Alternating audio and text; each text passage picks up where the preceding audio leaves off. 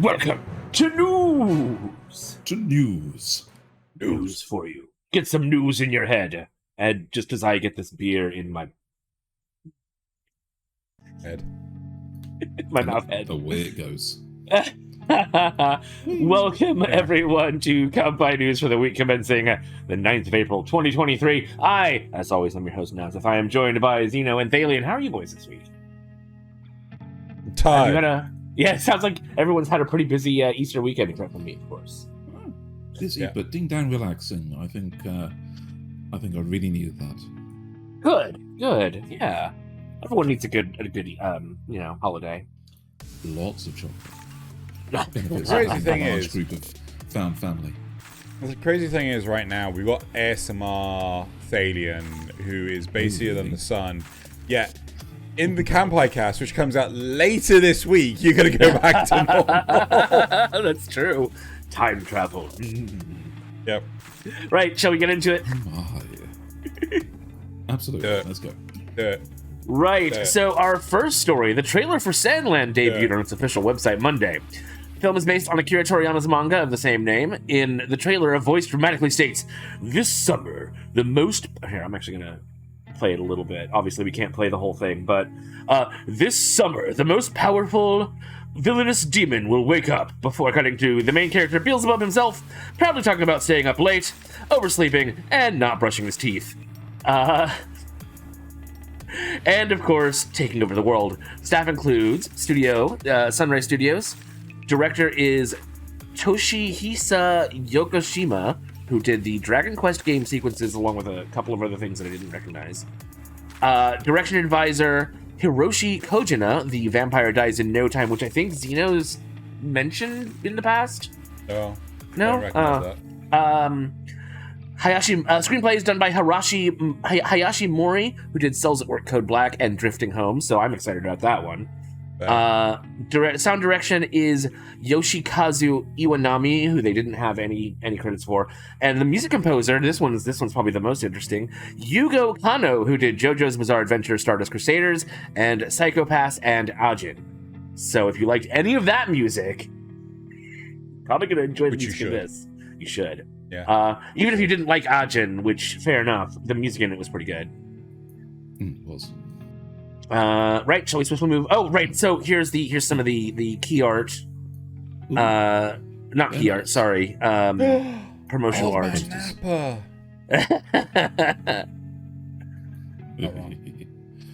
God, look at those classic character designs. Yeah. I mean, that's incredible. Anyway, yeah, absolutely. Shall we move swiftly onward? Let us move on a bit.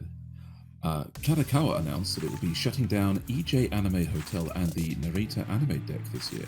Kadokawa stated that the EJ Anime Hotel struggled to attract customers since it opened in October 2020, claiming that COVID-19, the hotel's lack of convenience due to its distance from the city centre, and the high cost for a room led to its failure. However, that distance was initially part of the plan, with the hotel located in Tokorozawa City in Saitama Prefecture as part of the Tokorozawa Sakura Town facility, which itself is part of Kadokawa and Tokorozawa City's collaboration project, Cool Japan Forest Vision. The purpose is to draw foreign visitors to the often neglected Saitama area, but the Narita deck opened in 2019 at the Narita International Airport Terminal 2 in the main building. Can I help out? It's Narita. Narita. Yeah, Narita. Okay. Of course it is. Yes. It's the Naruto. It's the Naruto International Airport. Sorry. In 2019 at the Narita International Airport Terminal 2 main building, and this was also affected by COVID-19. The store's closure will likely have an effect with the Anime Tourism Association's 88 Japanese anime sacred sites to visit program, which was developed in conjunction with the store. The program designated the Narita International Airport as it stands. You haven't put a quote around that. The program designated the Narita International Airport as its starting point, or Temple Zero. Yep. And sadly, both of these are closing down. Only got a few short years. Well, I think it's really sad because they only opened up Japan properly to tourism as like of this year. October 2022. You know, so it was the worst possible timing to open when you think about it. 2020 was literally, they got to March and there was lockdowns everywhere, starting everywhere. The fact that the shop is only in Terminal 2 as well, like when we left, I'm trying to remember, there's two airports in Tokyo. Tokyo airports. I think for me, why didn't they wait until this started? This 88 Japanese anime sacred sites. Okay, I'm pretty sure we flew out of Haneda. So again, it's like, you know, you're talking about one terminal out of like a bunch of airports that has this thing, and you're only going to use that terminal under certain conditions, right? Yeah. So it's like, you know, a good luck hitting that one specific terminal. And then again, the hotel is outside of Tokyo. So it's, you know, again, you're asking a hell of a lot, but yeah, I'm not surprised it's getting shut down. Oh, well, and the thing is, also, Kadokawa can definitely, like, absorb this loss for a little while longer if they really wanted to give it a shot, but plenty of other tourist things to do in Japan. Right, shall we move onward? Sure. Absolutely. Right, okay, so SNK released a video detailing future releases. The video showed off the King of Fighters Season 2 DLC characters Kim Kafwan and Sylvie Paula. Huh? Looks like it, yes. Yeah. Which will launch on April 4th and summer 2023 respectively. The video also shows off that the free character Geonitz? I have no idea. Will launch in summer 2023 as well. They also announced King of Fighters 13 Global Match, a new version of King of Fighters 13, only available on the PlayStation 4 and Switch, which will have upgraded online functionality and a rollback netcode overhaul. A rollback? Yes, that is explained later. We'll yeah. Okay. I looked the it video up. then showed. Okay, the video then showed off new artwork for the new Fatal Fury game in development. This will be the first new game in the franchise for more than 20 years. Lastly, they announced that the Samurai Shodown will also be getting a rollback netcode. Apparently you did actually put a thing on all systems. Crackerjack reporter Gumby adds, no idea what the F that rollback netcode is, but fighting game nerds probably do. Nasuth looked it up, proving that he is the superior nerd. And it's all about what he it's about what I expected. It's not useful information. Anyway, instead of the game waiting to receive your opponent's data, the local machine will attempt to predict your opponent's next move. When the prediction is accurate, the game will continue playing smoothly. If the machine's guess is wrong, it will simply shift to the appropriate gameplay state. Which sounds like terrible. A mess. Yeah. It sounds like a mess, right? It's like, you know, it's like playing checkers, right? And the game just assumes, oh, I'm going to move this piece over here. And, you know, I'm going to go over there, right? And then it's like, no, you actually moved this one over here. I'm like, well, let me just rearrange all of this. Oh, you thought you got a KO on the other player, but in fact, it was you that got KO'd. Wait, what? Yeah, exactly. Yeah. I've seen that before on like older versions of Street Fighter, where both players would get the win. And it's just I don't really know how you could possibly make it better because you've got to do something to make up for the lag times. Oh, first off, you have a central server. You can't have it hosted on one machine. Oh yeah, definitely no PvP. That helps PvP stuff. But yeah. Second, you'd have to regional. You can't be treated the same way you do with like FPS. Yes, it's got to be very Twitch based. Because in FPS, you are client-side bias. So the person shooting has the advantage over the person trying to evade. Unless it's PvP. So Valve recently reported that a lot of netcode stuff is done on a pulse. Yeah. So the information is sent as on like the rising edge of a pulse. So like, you know, say you send a bit of information every second, it has to wait for the start of that second before it sends out the information, which is often where you get this whole latency disparity thing. Valve have recently announced what's called Counter-Strike 2, I think, and they are changing the way it's done. So it's no longer on a pulse; it's actually event-driven. So as soon as you press the pull the trigger, it instantly fires off the signal to. Because there's no reason it shouldn't be able to do that these days. No, there's huge electronics behind it is like a huge limiting factor, and you don't want to swamp the net connection. I could explain the whole networking side of this. That's fair. Yeah, you don't want your packets to get. But yeah, I think there is a logical facility for this in this day and age, but there is a huge. It makes sense logistically. Yeah. Right. We've finished nerding out on that one. This one's nice and short. The Hollywood Reporter reported that Legendary Entertainment has acquired the film and television rights to Capcom's Street Fighter franchise. If anyone remembers the old 90s film and television projects, both of Street Fighter and Mortal Kombat, this can only mean good things.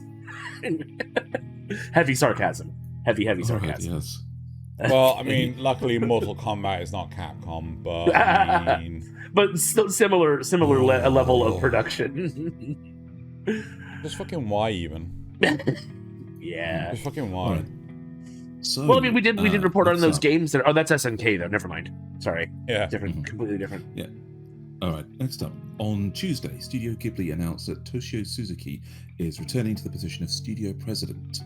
Suzuki is replacing Koji Hoshino, who resigned from the dual positions of president and chairperson at the end of March. In a message on Ghibli's website, Hoshino cited a diminishing of COVID-19, the November opening of the Ghibli Park, and the planned completion of How Do You Live, for which is actually Miyazaki's, Hayao Miyazaki's new film. Mm-hmm. However, seeing as he has retired from the position before, only to come back again, this may not be the last from him. Yeah. Kind of funny how he's retired like twice. Anyway. Yeah. Right. Anime studio TMS Entertainment announced that it has instituted a new salary increase for both current employees and new hires, with the former receiving a 30% increase in monthly salary. Holy shit. And the latter receiving a 24% increase in monthly salary. New hires now receive a monthly salary of 260,000 yen, about 1.9 grand dollars or 1.5 grand pounds. They've done this by halting an advance bonus pay system last year, which then gets folded up into regular pay. The new rate is above the Labor Administration standards of 216,672, which is about $1.6 thousand dollars or 1.3-ish pounds. This is wow. Yeah, that's a great advancement. That puts us, I think, it above British minimum wage by quite a bit. This is monthly salary? Yeah, this is monthly salary. This is insane compared to the U.S. Minimum wage. I need to. That's nearly equal to my. That's coming up on approaching my pay for being at my job for 20 years. And that's the minimum. This is just the 1600. I'm not in a managerial position, so. Yeah. Jeez. Good on you, Japan. Yeah. Right. Nasuth. Yes. So, on April 3rd, Verve announced that it would be merging its streaming service with Crunchyroll. So, Verve is actually already owned by Crunchyroll, which is kind of interesting. Who owned the service since 2021. All subscribed accounts will be transferred over to a Crunchyroll premium account with all watch data and queues transferred. Verve was already Crunchyroll service, meaning this will effectively consolidate the Funimation Crunchyroll integration even further. So now you got three. We're getting streaming... a little bit more.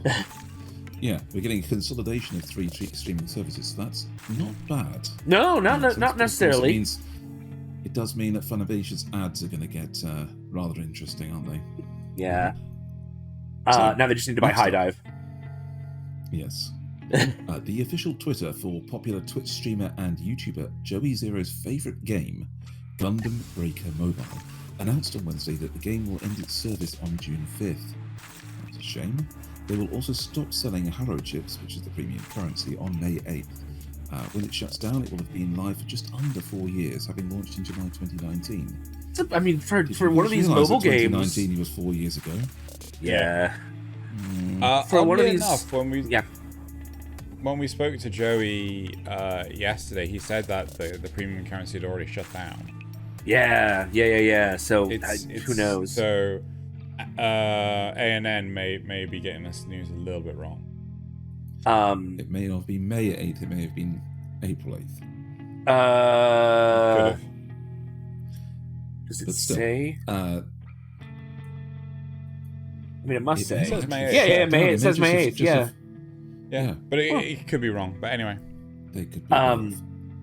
4 years though, that's a pretty decent run for a mobile game. Yes. Well, considering the last crop of everything that closed down being running for a year or less. Unfortunately, it's still a little. Thank you, Squeenix. It's a little depressing though, still, because. When you make a game like this, almost having it go for a long time like this almost makes it worse because now, you're just gonna you lose all of that. Yeah. Anyway, not everything's a war. Right. This let's one. bring things down just a little. We have a couple of deaths to report this week, starting with the creative force behind the adventures of Milo and Otis. Milo and Otis? Milo and Otis. Milo, okay. Masanori Hata, who passed away on April 5th due to a heart attack at the age of 87. 87. Hata-san was an essayist and zoologist. Wrote a lot of essays. Yeah. Who graduated from Tokyo University before going to work at a group producing documentary films. His first book, Warera Dobusu Mina Kyodai. Yeah, Kyodai. Yeah. We Are All Siblings to Animals won the 16th Essayist Club of Japanese Prize in 1968. Milo and Otis is actually an edited version of his original work titled Haneko Monogatari, which Nasuth is pretty sure translates to something like friend with kitten. Yeah, pretty sure. Pretty sure. I mean, so that picture. Yeah. He's so happy. Look at that puppa. There's some other stuff in here that I didn't write, but he was prolific. Just yeah. Yes. I mean, 87 as well, but yeah. But Milo and Otis was they took it. Can't remember. I think it was Columbia Pictures. Took it, edited it a little bit, and slapped Milo and Otis on it. And one of my favorite movies growing up. Anyway, onward. Musician and composer Ryuichi Sakamoto passed away on March 28th at the age of 71. He had been diagnosed with nasopharyngeal carcinoma, or throat cancer, in 2014, which did respond to treatment and had gone into remission. And then, unfortunately, he was later diagnosed with rectal cancer in 2020. He had been undergoing treatment for that up until his passing. He was also a graduate of Tokyo University of the Arts, or the school, I guess their School of the Arts, and founded the music group Yellow Magic Orchestra, who are largely credited with the electropop phenomenon of the 80s. both in and out of Japan. His film career includes the original score for The Last Emperor, which won both an Academy Award and a Grammy. He also composed the soundtracks for The Wings of Hanamais, the Appleseed movies, and more recently, the theme song for The Exception anime, and a musical contribution to the new Urusei Yatsura anime. He was also staunchly anti-war and anti-nuclear, vocally opposing attempts to amend Article 9 of Japan's constitution, which I believe is the one that prevents them from having a standing military. Right. The family have already held a private funeral. And Right. Jeez. And finally, Leo D. Sullivan, a legend in Western animation, recently passed away on March 25th from heart failure at the age of 82. One of his most iconic pieces may have been the opening to the music show Soul Train, but he also served as a writer, producer, director, layout artist, and storyboard artist for over 50 years, working on shows like Fat Albert, the original My Little Pony, The Incredible Hulk, Scooby-Doo, Flash Gordon, Brave Star, and everyone's absolute favourite, Transformers.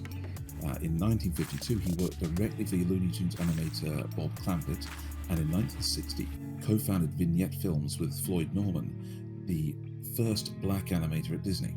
Sullivan was honoured with the Black Filmmakers Hall of Fame in both 1979 and in 1991.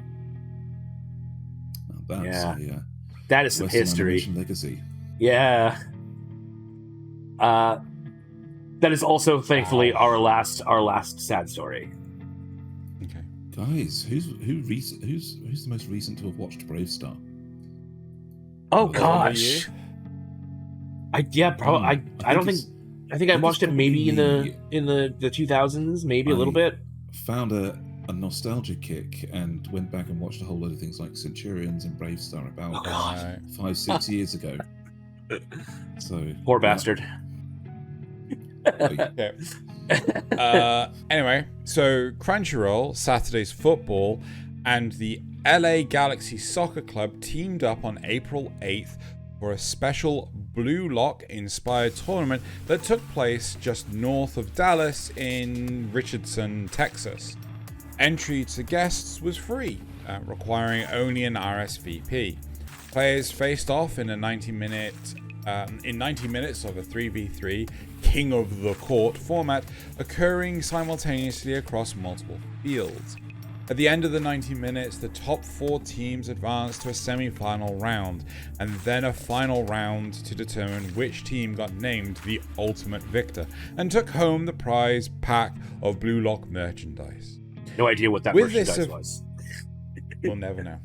Pro football. Yeah. Right? With this event coinciding with Crunchyroll's final English dub episode airing. Some members of the cast actually attended, including Rico Fajardo, who I assume is a Sagi. Yep. Drew Breedlove, who was Breedlove.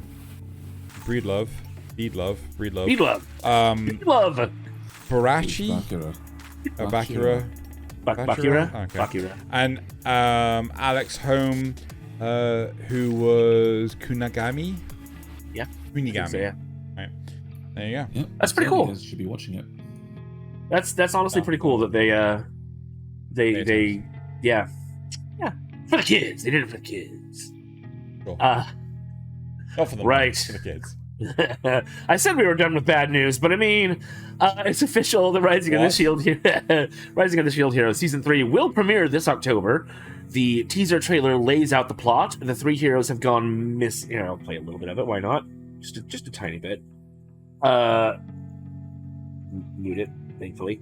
The 3 heroes have gone missing, and there's also a mysterious shortage of slaves. Tasked with investigating these events, our heroes disguise themselves and enter the seedy underground of unsanctioned fights and worse. That's them in disguise, as you can see. Very well disguised. Yeah, very super well disguised. Couldn't tell. It's beyond me. Beyond my abilities. I don't think they managed to cover up their most salient features. Teaser images also seem to indicate the season's theme will be one of regret, and either how they can make you stronger or ruin you. So this is like, our regrets make us stronger. Yeah, No, that's not what that says. Scroll up. That says, our regrets make The Rising of the Shield Hero Season 3 us stronger. Yes. And then there's this one. You're a fan of the Fant 4-stick. Yes. I am a fan of the Inosuke way of reading. But this one is Heroes and Their Regrets and Pride, Envy, Lust, Gluttony, Greed, Wrath. And he's sitting here looking all sad and everything. So I don't know. We'll see. No, I think that's the bad guy. That could be the bad guy. I just hope that I just hope that they don't try to cram too much in one season again. Yeah. That was the biggest mistake of the last one. Yeah. Right. So on to Oh, sorry. Go ahead. So this is a big one. Big beefy story. In terms of content here. It's been a while since 4chan has been in the news. Now it's in conjunction with Good Smile, the makers of many beloved Nendoroids and Figmas, as part of a Freedom of Information Act request dating back to the 2022 New York investigation into 4chan's possible connections to a Buffalo mass homicide. Wired uncovered a 2015 investment by Good Smile to the tune of $2.4 million, acquiring a 30% share in the website. This was also part of the 2015 sale of 4chan to 2chan, and also includes investment by 2chan owner Kiroyuki Nishimura of $800,000, and Kadokawa Dwango, who was then just Dwango, of $4.8 million. It is of note that Nishimura served as the director of one of Dwango's subsidiaries until 2013. According to anonymous sources, may have caused Good Smile's license agreement with Disney to fall through, claiming that Disney will not renew the deal, which ends this May. This isn't the first time that 4chan and Good Smile have had an unsavory connection, with two former employees claiming in 2021 as part of a larger legal battle that the company had been that the company had been in conjunction with the website distributed potentially obscene, sexually explicit anime products and merchandise of underage characters, engaging in false designation of the corporate officers as independent contractors. There was tax evasion and improper licensing practices abounding on that one. According to Wired, the lawsuit has settled out of court. Yeah, damn. So yeah. So wait. From a Freedom of Information Act, they found that even earlier than the one that they were doing, there was massive investment from the company Dwango and the 2chan owner into 4chan. Right? And they believe that the investment here is probably what caused the deal they had with Good Smile deal to fall through with Disney. Yeah. And fuck, Disney picks any fucking reason for a bloody thing to I think it's specifically because this is they were investigating the investigation. Yeah.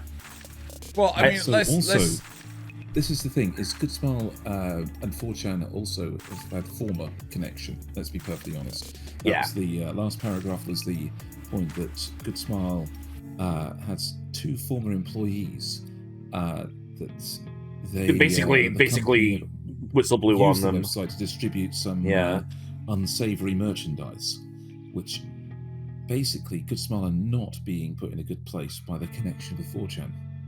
Yeah, but here's the thing though. If you change 4chan for Reddit, right, it's still the same fucking story. Oh yeah, 100%. It's not so much the although I think you wouldn't be able to get away with trying to sell the explicit underage merchandise on Reddit compared to 4chan. I'm fairly sure also that Reddit hasn't been investigated for connections with mass shootings. I wouldn't not be surprised directly. If it has. I would. Actually, you might be wrong about that. Actually, I'm pretty sure it has been. You know, like Reddit, please don't kill me. I'm very sure. Like I know they're capable of it.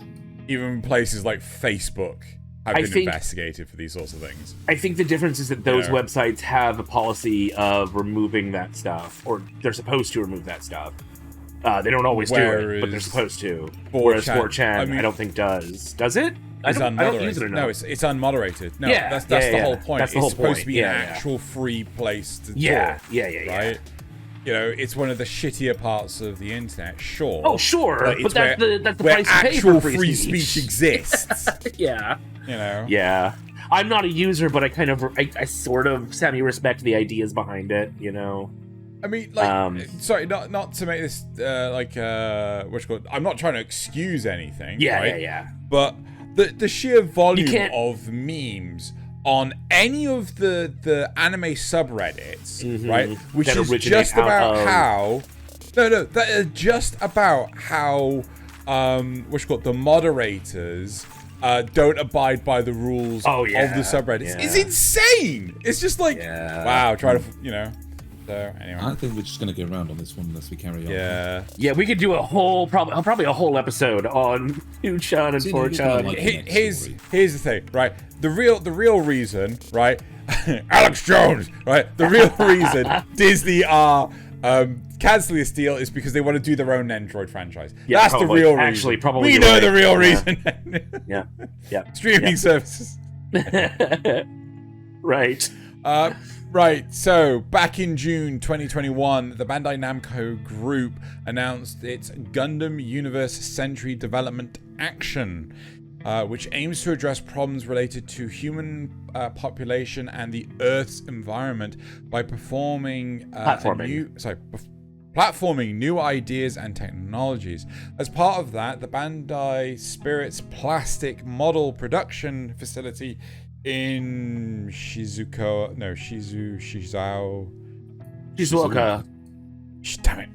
City has installed 400 solar panels on its rooftop, covering a total of 1,202 square meters and generating over 260,000 kilowatts of energy. If that was in kilowatt hours, that would make more sense. That they claim will reduce the factory's CO2 emissions by 130 tons per year. This is the latest effort by Bandai to reduce all of their carbon emissions by 35% by 2030. The true neutral, or net zero if you want to be boring, by 2050. Their Yokohama Gundam factory has been powered by the city's Hammer Wing wind power plant since May 2021. Okay,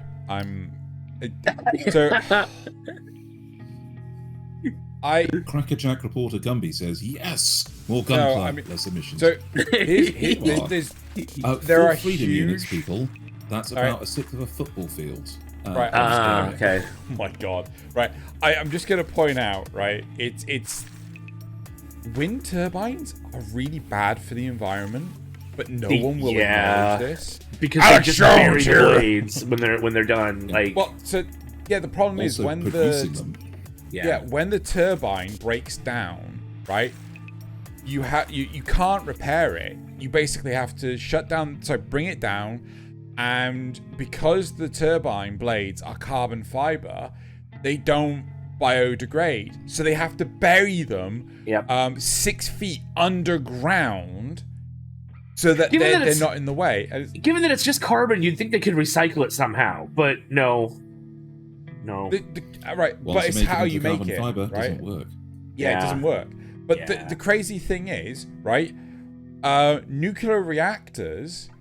You could get rid of many nuclear reactors are so much better, yeah. Right, but here's the thing. Everyone kicks off about the whole nuclear waste and things. I think it's like 3% of all the waste from a nuclear factory is radioactive. And you can put that into step-down reactors that use that to create even more power. It's ridiculous. No. I will. The pure waste, right? There's actual studies done on this. I'll try and find the video so you can link this in here. But there's studies done on this. You could literally bury that radioactive waste underground with the uranium that's down there and have no impact on the environment. Mm-hmm. And a great thing I'm going to interject here is that here in England, the first tests on an actual fusion reactor have begun, which means that we are possibly within our lifetime, and we're all old, within our lifetime, we could see the birth of actual clean energy. You say that. Right. You say that. You do say that. But even so, I'm totally fine with fission reactors because you can use step down reactors for some of the waste. Yeah. Yes. You can use lower powered thorium salt reactors that don't, that are fine. And there's so many ways. There are pebble bed reactors that don't melt down, or that have absolutely no possibility of melting down because they're self-regulating. I mean, there are so many good technologies out there, and they just refuse to use any of them. It's so dumb. Ugh. As an old advert once said, if you want your kids to have that inner glow and warmth, don't serve them ready brack. Move to Sellafield. Anyway. And even here, Chernobyl is like almost habitable now. Anyway. Moving on. Our final story: Crunchyroll announced that its adaptation of a Korean comic or manhwa titled "Why Rayliana Ended Up at the Duke's Mansion" will air the English dub the same day that the anime airs in Japan. While it doesn't explicitly say that the dub will continue as it airs, it does seem to imply it. So that would be interesting, getting an actual simul dub. The story. I've seen the listing for this. Yeah. The story is an isekai romance, and it is described as Yuna Park was just a regular girl desperate to get into college, but when she finally does, her elation is cut short as she's pushed off a roof, only to wake up as Rayliana Macmillan, a character from a novel whose death serves as the catalyst for the story's events. But Rayliana refuses to die a second time and is determined to change her fate, no matter what. That's actually not a bad concept. Similar to the I'm the villainous. Born as a villainess. Yeah. So we've got that little idea of knowing what's happening and going to change my fate. Because it's all written down. It's in her favorite book. Oh, so, it's actually started, yesterday for those who are watching on the day. April 10th. Oh, dang! I should have written down some of these names. Yeah, I saw it. Junichi Yamamoto, who did More Than a Married Couple But Not Lovers, which is last season, something like that, is directing the anime. Mitsutaka Hirota, Bibliophile Princess, Rent-A-Girlfriend, is in charge of the series scripts. Hashimoto is designing the characters, and but they don't have designing the props.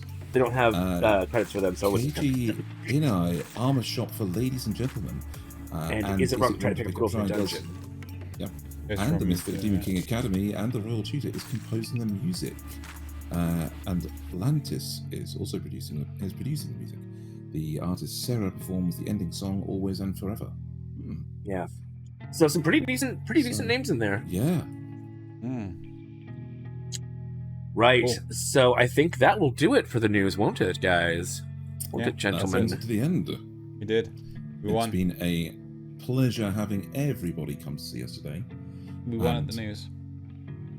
All that's left is for Xeno to sound us off. No, I believe it's my job to sign us off. Yeah. It's the news. The news. Yeah. Thank you, everyone, for joining us this week. Look out later this week for Kanpai Cast, where we discuss the season review of the past season. A couple of surprises in there. I thought it was pretty fun. Anyway, we'll see you all next week for news. News.